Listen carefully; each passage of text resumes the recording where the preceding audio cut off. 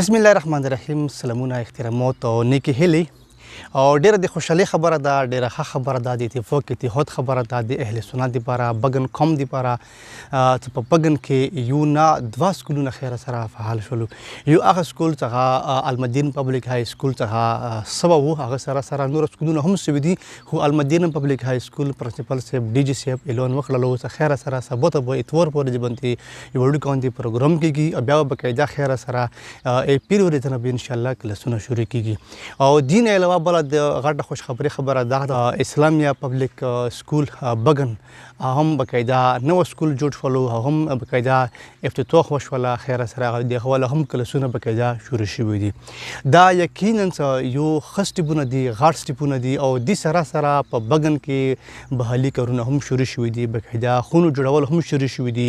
کوم متاثرین وو هغه هم خیره سره راغلي دي، ډېر خلک راغلي دي، څه لږ ډېر پاتې دي، هغه به انشاءالله هم اوره راځي. کوم روډ کوم خراب شو د حملې په واجب باندې، کوم اټیک شو په بګن باندې د علیزای طرفه نه، د اهل تشي طرفه نه، د پړشنور سایډ طرفه نه چې کوم اټیک شو په 22 نومبر باندې، هغه کې انتهایی زیات جاني مالي نقصانات شوي دي. هغه کې مارکیټونه سوي دي، جوماتونه سوي دي، دکانونه سوي دي، کورونه سوي دي، خلک ورکې سوه ده. خو هغه نه بعد بیا اوره اوس په بګن کې د بګن خلکو په خپله باندې په خپل مدد باندې په خپلې مرستې باندې باقاعده کارونه شروع کړي دي. هغه کې د بګن کوم مین روډ ده هغه باندې هم کور روان ده، چې کوم د بګن خلک دي هغو په هغه باندې کور شروع کړی ده. خو بله د بدقسمتۍ خبره دغه ده چې په بګن باندې چې کوم اټیک شوی ده، حمله شوې ده، لشکرکشي شوې ده، د هغه ملزمون دهشتګرد اوسه پورې ګرفتار نه دي شوي. موږ د حکومت نه درخواست کوو، اپیل کوو چې کوم دهشتګرد دي چې کوم خلکو په بګن باندې حمله کړې ده، هغه د پړشنور ولدي، هغه د لیزای ولدي، هغه د عرفاني کلي ولدي، باید هغه خلک ګرفتار کړلی شي، هغو ته د سزا میلاو شي. خو چې کومې غټې خبرې دي، د ښې خبرې دي، پازیټیو خبرې دي، هغه دا دي چې مثال په بګن کې دوباره بحالي کارونه شروع شوي دي. هغه دپاره یو تنظیم هم جوړ شوی ده، بحالي ویلفیر ارګنایزیشن. هغو انتهایی زیاتې منډې ترډې وکړلې، تکلیفونه یې وکړلو، درنې وکړلې، مظاهرې یې وکړلې.